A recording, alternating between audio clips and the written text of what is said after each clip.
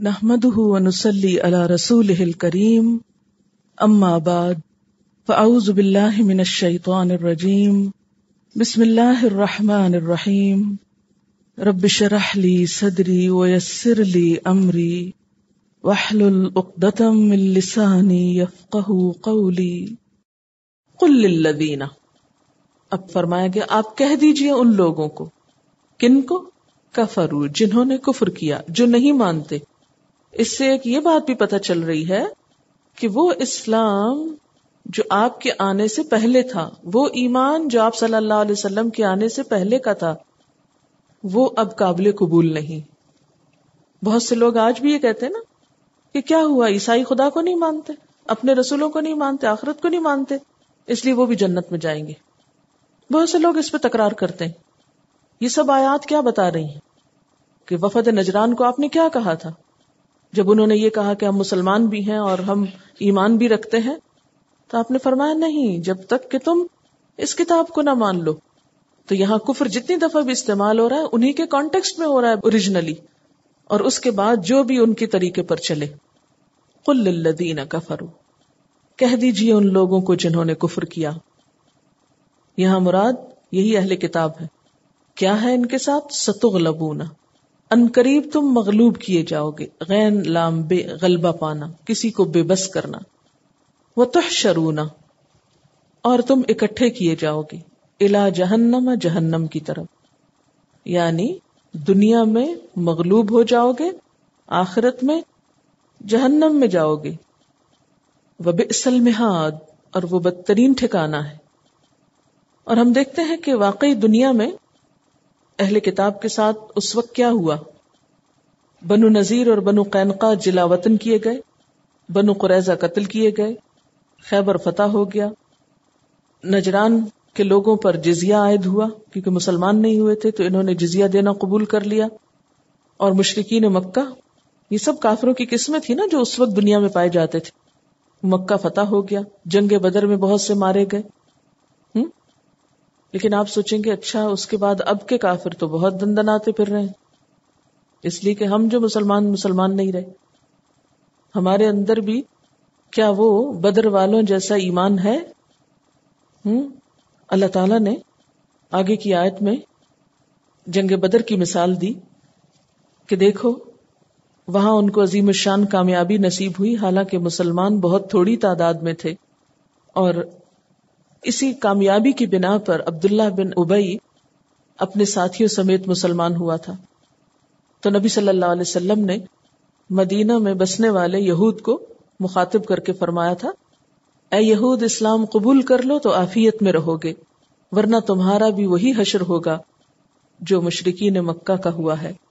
لیکن بجائے اس کے کہ وہ نصیحت قبول کرتے، شیخی میں آگے تکبر کرنے لگے، کہنے لگے کہ یہ کافر تو جاہل اور فنون جنگ سے ناآشنا تھے جو پٹ گئے، ہم سے سابقہ پڑا تو سمجھ آ جائے گی۔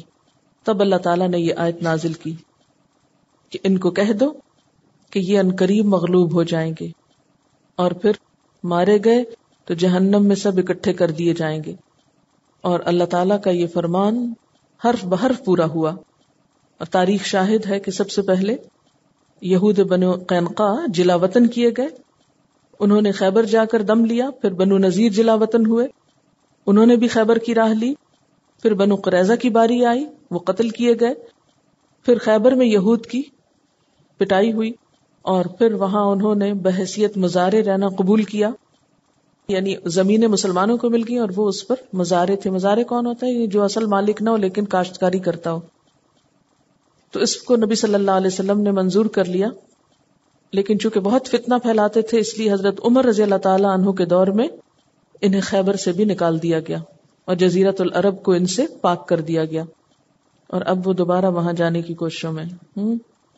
یاد رکھیں کہ یہ پیشن گوئی کہ تم مغلوب ہو جاؤ گے، تم مارے جاؤ گے، اس وقت کی گئی تھی جب مسلمانوں کی حالت بہت کمزور تھی، جب مسلمانوں نے مدینہ میں ابھی چھوٹی سی اسلامی ریاست بنائی تھی، ابھی تو آغاز تھی، شروعات تھی، ابتدائی ہوئی تھی، ہر وقت مسلمانوں پہ خوف و ہراس کی فضا طاری تھی۔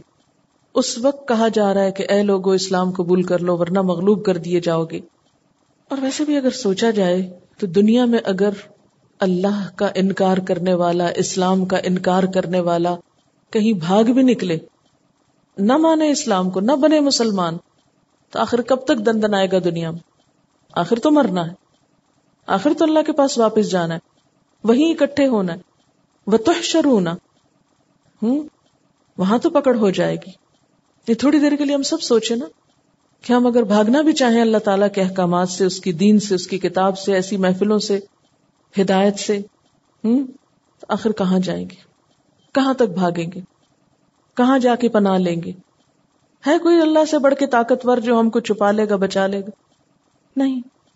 جب نہیں تو پھر ہم سب کو کیا کرنا چاہیے؟ اللہ کی طرف پلٹ آنا چاہیے، پچھلے گناہوں کی معافی مانگ لینی چاہیے، اور آئندہ کے لیے سچے دل سے توبہ کر کے اللہ کی اطاعت کرنی چاہیے.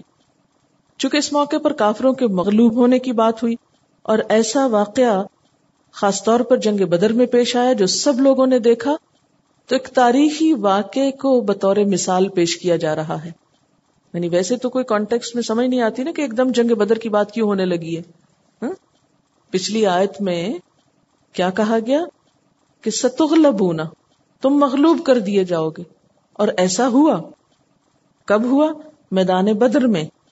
یہ ایک تاریخی واقعہ ہے جس سے کوئی بھی انکار نہیں کر سکتا، اور یہ آن ریکارڈ موجود ہے.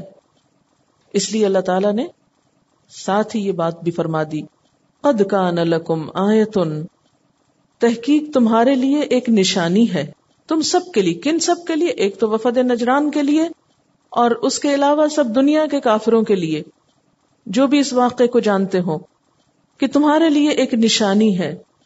فی فئتین، دو گروہوں میں. فئہ کہتے ہیں گروہ کو. کون سے دو گروہ؟ التقطا، جو باہم ایک دوسرے سے مل گئے تھے. التقطا، اس کا روٹ تو لام قاف یہی ہے، اذا لقوا الذین آمنوا والا، ملاقات ہی معنی ہے. لیکن التقطا جب ہوتا ہے تو اس کا معنی ہوتا ہے اہتمام کے ساتھ کسی سے ملاقات کرنا، کسی سے آمنا سامنا کرنا، جسے اردو میں مٹ بھیڑ کہتے ہیں.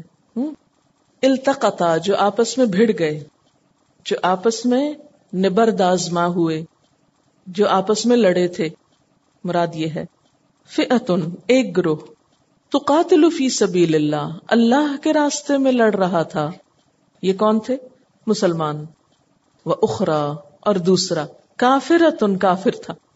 آج آپ نے دیکھا کہ کفر کا لفظ کتنا زیادہ استعمال ہوا ہے، اور یہاں کفر سے مراد کون سا کفر ہے؟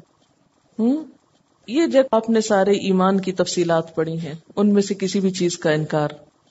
سورۃ البقرہ کے اختتام پر ایمان کی بات ہوئی، اور آل عمران کے شروع میں اس کے اپوزٹ کفر کی بات ہو رہی ہے. دونوں چیزوں کو آمنے سامنے دکھا دیا گیا ہے. اور دوسرا گروہ کافر تھا. یرونہم، وہ دیکھ رہے تھے ان کو. کون دیکھ رہے تھے؟ یرونا سے مراد وہ ہیں، وہ سے مراد کافر بھی اور مسلمان بھی. ان کو سے مراد اپنے اپوزٹ کو. کیا دیکھ رہے تھے؟ مثلیہم، اپنے سے دگنا. تو اس طرح کیا بنا؟ مسلمان کافروں کو اپنے سے دگنا دیکھ رہے تھے. مسلمان کتنے تھے؟ 313. تو انہیں کافر کتنے نظر آ رہے تھے؟ 626. کافر کتنے تھے؟ 1000 تھے. ان کو مسلمان کتنے نظر آ رہے تھے؟ 2000. اب کیا ہوا؟ مسلمان بے فکر ہو گئے، یہ تھوڑے سے لوگ ہیں، اور کافر خوف میں آ گئے کہ اتنا زیادہ لشکر ہے. یہ ایک سبب بن گیا تھا مسلمانوں کے جیتنے کا. اور پھر فرمایا رأی العین. رأی کا مطلب کیا ہوتا ہے؟ دیکھنا. العین، آنکھ کا. یہ نہیں کہ کوئی امیجنیشن میں دیکھ رہے تھے یا کوئی خواب میں دیکھ رہے تھے. کیسا دیکھ رہے تھے؟ اپنی آنکھ سے دیکھ رہے تھے. ایسا دیکھ رہے تھے جیسے کوئی چیز آنکھوں سے یقینی طور پہ دیکھی جاتی. بالکل سچے سچے صحیح معنوں میں ایسا ہی نظر آ رہا تھا کہ مسلمانوں کو کافر 626 نظر آ رہے تھے اور کافروں کو مسلمان 2000 نظر آ رہے تھے. ایسا کیوں ہوا؟ اللہ کا اذن، اللہ کی مشیت. واللہ یؤید بنصرہ من یشاء، اللہ کی مشیت، جو چاہے کرے. اللہ اپنی مدد کے ساتھ تائید کرتا ہے جس کی چاہتا ہے. جس کو چاہتا ہے مدد دیتا ہے. گویا بدر میں ہونے والی غیر معمولی فتح اللہ کی مرضی اور اس کی مدد کے ساتھ ہوئی تھی. اور جب یہ کہا گیا نا من یشاء، جس کی چاہتا ہے، تو اس سے ایک اشارہ ملتا ہے کہ ہماری بھی ہو سکتی اگر ہمارے اندر بدر والوں جیسا ایمان پیدا ہو جائے. جیسے علامہ اقبال نے کہا تھا نا، فضائے بدر پیدا کر فرشتے تیری نصرت کو، اتر سکتے ہیں گردوں سے قطار اندر قطار اب بھی. کیونکہ اس جنگ میں ایک تو اپنے سے دگنا دیکھنے کی بات اور دوسرے فرشتوں کی مدد بھی ہوئی تھی. ان فی ذالک، یقیناً اس واقعے میں، لعبرتن، البتہ عبرت ہے. کس کے لیے؟ لأولی الابصار، آنکھیں رکھنے والوں کے لیے. عبرت کا لفظ عبور کرنے سے ہے، ایک حالت سے دوسری حالت میں جانا. یعنی اب جو سوچتے ہو وہ نہ سوچو، اس واقعے کو دیکھ کر اپنی سوچ بدل لو، اپنی حالت کو عبور کر کے پار کر کے دوسری حالت میں جاؤ. سبق پکڑو، نصیحت لو. اگر آنکھیں رکھتے ہو، ابصار بصر سے ہے، آنکھ اور دل دونوں کی بینائی کے لیے آتا ہے. اس حالت میں بڑی نصیحت ہے. دیکھو عبرت کی باتیں، کس طرح اللہ تعالیٰ نے مسلمانوں کی مدد کی. کیا ہوا تھا؟ آپ کو معلوم ہے کہ مسلمانوں کا لشکر بہت چھوٹا تھا. 70 اونٹ تھے، 3 گھوڑے تھے، 313 لوگ تھے، جبکہ دوسری طرف 1000 لوگ تھے. تو اس کے باوجود اللہ تعالیٰ نے مسلمانوں کو مدد دی، مسلمانوں کو فتح دی. اس میں کچھ طبعی حالات بھی پیش آ گئے. طبعی سے مراد یہ نہیں کہ فزیکل کنڈیشن بھی مسلمانوں کی فیور میں گئی. میدان بدر ایک ریگزار میدان تھا. کافر پہلے پہنچے تھے، انہوں نے آ کر اپنے لیے وہ جگہ سلیکٹ کر لی کہ جو بہت مضبوط تھی، جمی ہوئی تھی. اللہ تعالیٰ کی مدد کچھ یوں آئی کہ ہوا چل پڑی، جس کا رخ کفار کے لشکر کی طرف ہو گیا. ریتلا میدان تھا، وہ خوب ریت اڑی اور ان کی آنکھوں میں جا پڑی. پھر اسی طرح بارش ہو گئی. کفار جس طرف تھے بارش کا پانی وہیں جا کے جمع ہو گیا، وہاں پھسلن ہو گئی. اور مسلمان جس جگہ تھے وہاں بارش کا پانی وہاں سے بہہ گیا، زمین جم گئی. پھر اللہ تعالیٰ نے مسلمانوں کے دل میں سکون اور اطمینان نازل فرمایا. فرشتے بھیجے، ان کو تعداد ان کی کم دکھائی، انہیں ان کی تعداد زیادہ دکھائی. یہ سب کچھ دراصل اللہ کی تائید تھی، اس کے مدد کرنے کا طریقہ تھا جو مسلمانوں کے کام آیا. یعنی اگر تم سچا ایمان رکھتے ہو تو تمہارے لیے بھی ایسے ہی قدرتی طبعی اسباب پیدا ہو جائیں گے کہ میدان جنگ کا نقشہ پلٹ جائے گا. یہ ہو نہیں سکتا کہ ایک شخص صحیح معنوں میں اللہ کے دین پر ہو اور پھر اللہ اس کی مدد نہ کرے، جو اس کے راستے میں نکلے اس کی مدد نہ ہو. ہوگی، لیکن اگر نہیں ہے تو ہمیں اپنی کمی کوتاہی پر غور کرنے کی ضرورت ہے، بنسبت اس کے کہ ہم دوسروں کو بلیم کریں. آج مسلمان کیا کر رہے ہیں؟ جہاں شکست کھاتے ہیں وہاں اپنی غلطی، اپنی کمی کوتاہی بالکل نہیں دیکھتے. کیا دیکھنے لگتے ہیں؟ یہودیوں نے کیا نقصان کیا ہم کو، فلاں نے کیا سازش کی ہمارے خلاف، فلاں کا کتنا قصور ہے. سب آس پاس کی غلطیاں دیکھنے لگتے ہیں لیکن اپنی غلطی کو نہیں دیکھتے. ہم اگر واقعی چاہتے ہیں کہ ہماری مدد ہو، مسلمان عزت پائیں، فتح و نصرت پائیں، تو اس کے لیے ہمیں کیا کرنا ہوگا؟ صحابہ کرام جیسا ایمان پیدا کرنا ہوگا. وہی سچائی، وہی امانت، وہی دیانت، وہی سنجیدگی، وہی شجاعت، وہی استقامت دین کے راستے میں. جب یہ سب کچھ ہوگا تو اللہ کی مدد بھی آئے گی. زینا، خوبصورت بنا دی گئی، للناس، لوگوں کے لیے. کیا چیز؟ حب الشہوات، خواہشات کی محبت. کن کن چیزوں کی خواہشات اور کن کن چیزوں کی محبت، جن کا ذکر آگے آ رہا ہے. زینا کا لفظ زے یہ نون سے ہے. زینت کا لفظ اردو میں بھی استعمال ہوتا ہے. اس کا معنی ہوتا ہے خوبصورت بنانا، آراستہ کرنا، سجانا، نظروں میں یا دل میں کھبا دینا. تو گویا پھر معنی کیا ہوا کہ لوگوں کے دلوں میں سجا دی گئی، کھبا دی گئی، خوبصورت بنا دی گئی حب الشہوات، شہوات کی محبت. شہوات شہوت کی جمع ہے. شہوت کا معنی ہوتا ہے للچانا، آرزو کرنا، خواہش کرنا. شہوت دراصل کسی چیز کی طرف نفس کے یا دل کے شوق کا نام ہوتا ہے.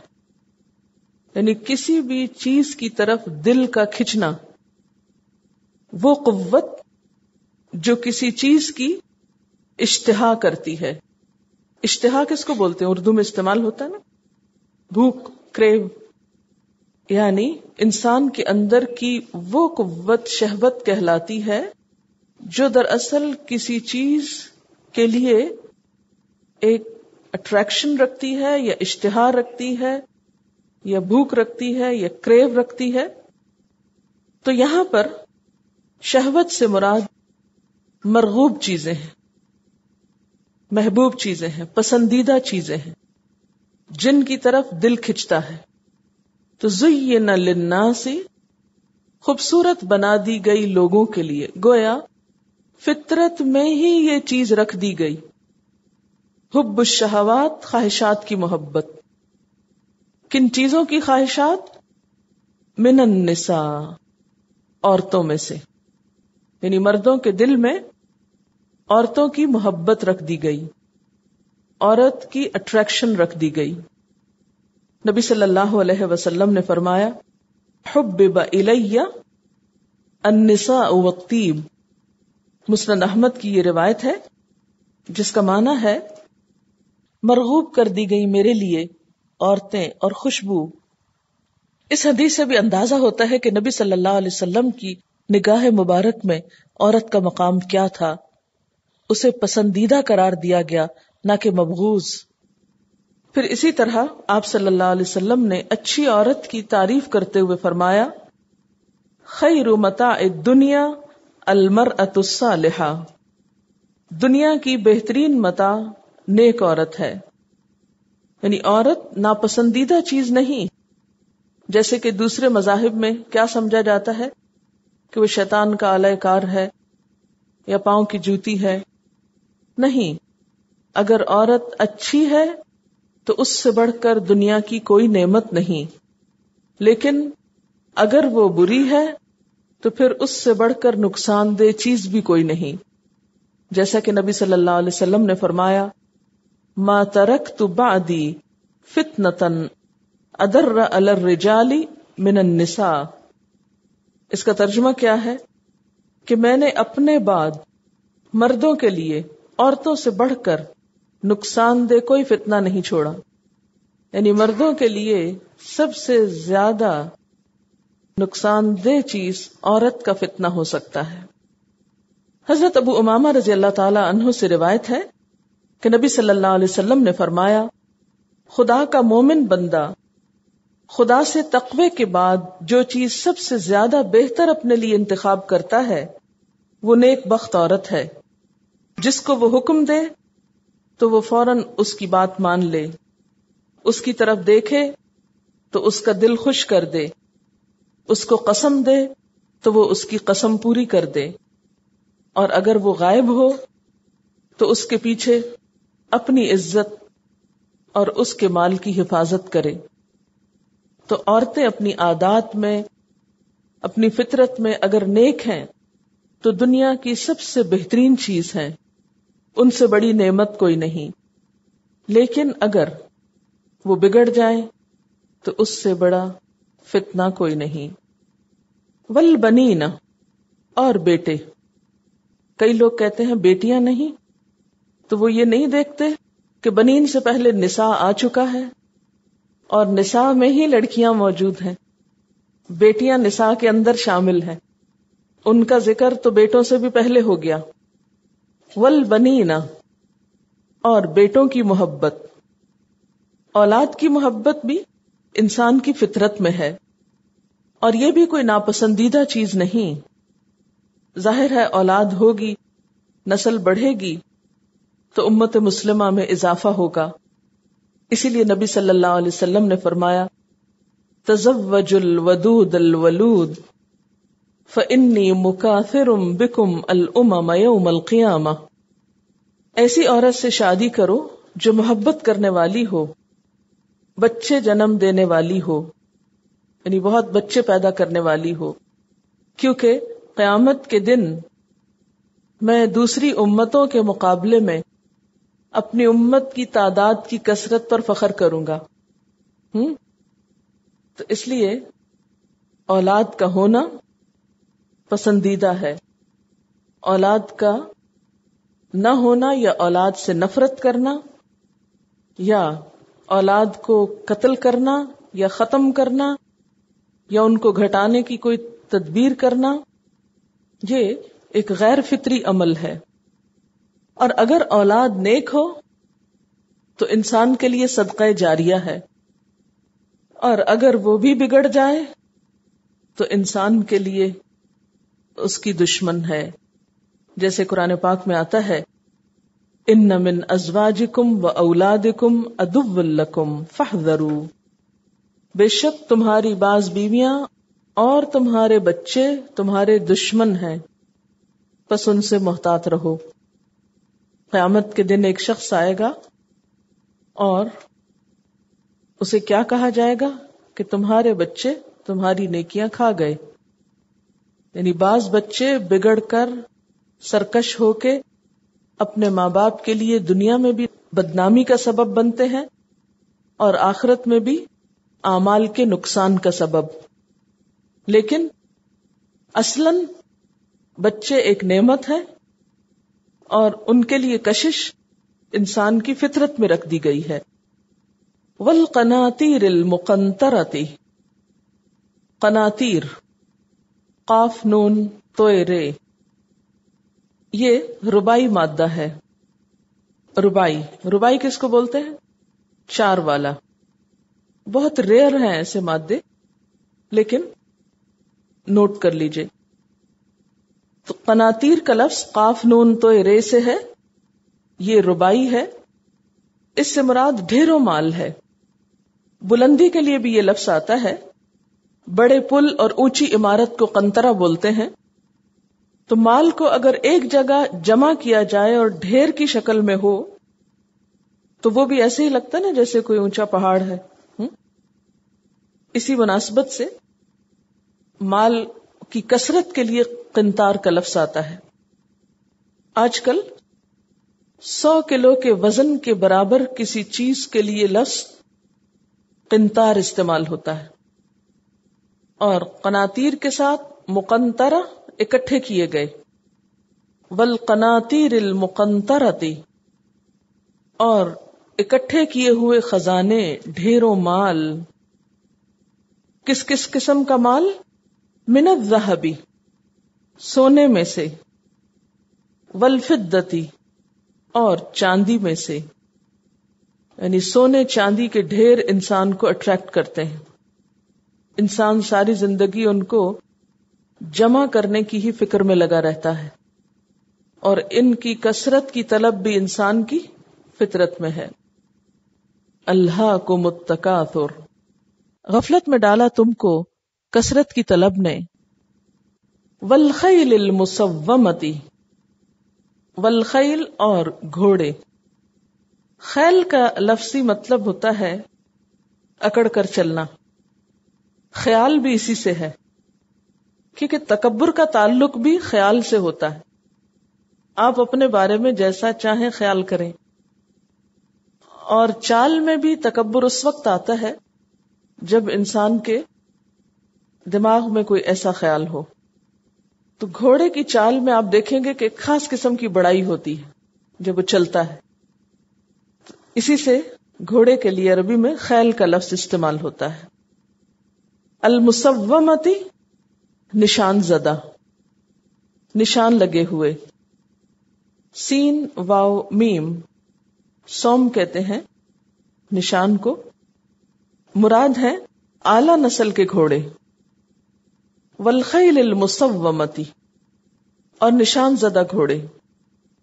اس زمانے میں بھی رواج تھا اور آج بھی یہ رواج ہے کہ جو عمدہ نسل کے اعلیٰ ترین گھوڑے ہوتے ہیں ان پر خاص قسم کے نشان لگائے جاتے ہیں یا نمبرز لگائے جاتے ہیں. اس سے مراد آج کے دور میں خاص نمبروں والی گاڑیاں بھی ہو سکتی ہیں، کیونکہ گھوڑے اور گاڑی میں ایک خاص ریزمبلنس ہے، دونوں ہی سواری کے لیے استعمال ہوتے ہیں، اور نہ صرف سواری کے لیے بلکہ پریسٹیج کے اظہار کے لیے بھی، طاقت کے اظہار کے لیے بھی، اور ہارس پاور تو ویسے ہی مشہور ہے. والخیل المسومتی، اور نشان لگے ہوئے گھوڑے، خوبصورت گھوڑے. والانعام، اور مویشی جانور. مویشی جانوروں میں کیا آتا ہے؟ اونٹ، گائے، بکری، بھیڑ، ان سب کو اکٹھا ہی نام دے دیا گیا الانعام. آپ دیکھیے کہ یہاں نہ اونٹ کا ذکر ہے نہ گائے بھینس کا ذکر ہے، اس کے برعکس گھوڑوں کا ذکر ہے. حالانکہ گائے بھینس بھی تو مال ہیں، ان کا بھی بہت فائدہ ہے، لیکن اس کے مقابلے میں گھوڑے کے اندر ایک خاص اٹریکشن ہے، ایک خاص خوبصورتی ہے، اس لیے اس کا ذکر کیا گیا. اور پھر گھوڑا ایک ایسی چیز ہے جس کا فائدہ ہر زمانے اور ہر دور میں رہتا ہے، یعنی جو ہمیشہ انسان کے لیے ہر دور میں اٹریکشن کا ذریعہ بنا ہے اور ہر قسم کے حالات میں اویلیبل بھی ہوتا ہے.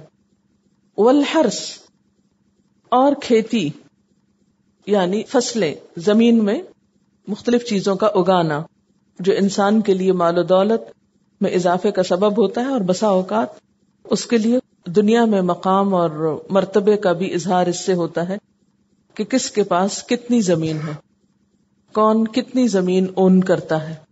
تو زمین میں بھی انسان کے لیے بہت اٹریکشن، اور آپ نے دیکھا ہوگا کہ بہت سی لڑائیاں زمین کی وجہ سے ہوتی ہیں. زر زن زمین کا جو محاورہ مشہور ہے، تو یہ تمام چیزیں انسان کے لیے خوبصورت بنا دی گئیں. ان کا ذکر کر کے کیا فرمایا؟ ذالک متاع الحیات الدنیا، یہ دنیا کی زندگی کا سامان ہے، یہ دنیا کی ضرورت ہے. واللہ، اور اللہ تعالی، عندہ، اس کے پاس، حسن المآب، بہترین ٹھکانہ ہے، بہترین لوٹ کر جانے کی جگہ ہے.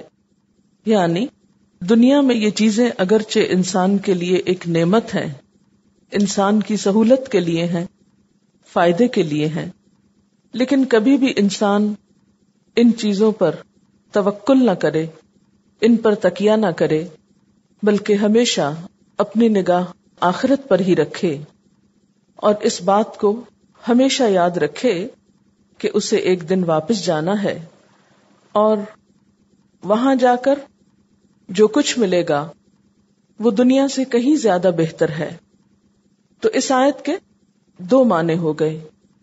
ایک تو یہ کہ ان چیزوں پر بھروسہ نہ کیا جائے بلکہ اگلی زندگی پر بھی نظر رکھی جائے. دوسرے یہ کہ ان نعمتوں سے فائدہ اٹھاتے ہوئے انہیں آخرت کی زندگی کو بہتر بنانے کے لیے استعمال کیا جائے. اس میں ایک حضرت بہاؤالدین زکریا ملتانی کی مثال ہے اس آیت سے ریلیٹڈ. معلوم ہے کون تھے وہ؟ کہاں سے تعلق تھا ان کا؟ ملتان سے. حضرت بہاؤالدین زکریا نے ایسے وقت میں دین کا کام شروع کیا جبکہ مدارس میں لوگوں کو ترک دنیا کی تعلیم دی جاتی تھی. یعنی جو لوگ دین پڑھتے تھے وہ کیا تعلیم دیتے تھے کہ دنیا چھوڑ دو. آپ نے اپنے شاگردوں کو دنیا حاصل کرنے سے منع نہیں کیا، لیکن ساتھ ہی گناہوں سے بچنے کی تلقین کی. آپ تجارت اور زراعت کرتے تھے، آپ کے ان کاموں کے نگران آپ کے کارندے تھے، بہت زیادہ مال و دولت رکھتے تھے، مگر اس سارے مال و دولت سے اللہ کے دین کی سربلندی کا کام لیتے تھے. یعنی جو بھی مال کماتے تھے اسے دین کے فائدے میں یا دین کی ترقی میں لگاتے. باورچی خانے میں طرح طرح کے کھانے پکتے، مگر اس وقت تک دسترخوان پر نہ بیٹھتے جب تک وہاں پر غربا اور ضرورت مند نہ ہوتے. آپ کا قائم کردہ مدرسہ جہاں دینی تعلیم کے ساتھ دنیاوی علوم پر بھی توجہ دی جاتی تھی، بعد میں بہاؤالدین زکریا یونیورسٹی کے نام سے مشہور ہوا. تو اس سے پتہ چلتا ہے کہ ایک مسلمان کی سوچ کتنی معتدل ہوتی ہے، وہ دین اور دنیا دونوں کو ساتھ لے کر چلتا ہے۔ وآخر دعوانا ان الحمد للہ رب العالمین۔ سبحانک اللہم وبحمدک نشہد ان لا الہ الا انت نستغفرک ونتوب الیک۔ والسلام علیکم ورحمۃ اللہ وبرکاتہ۔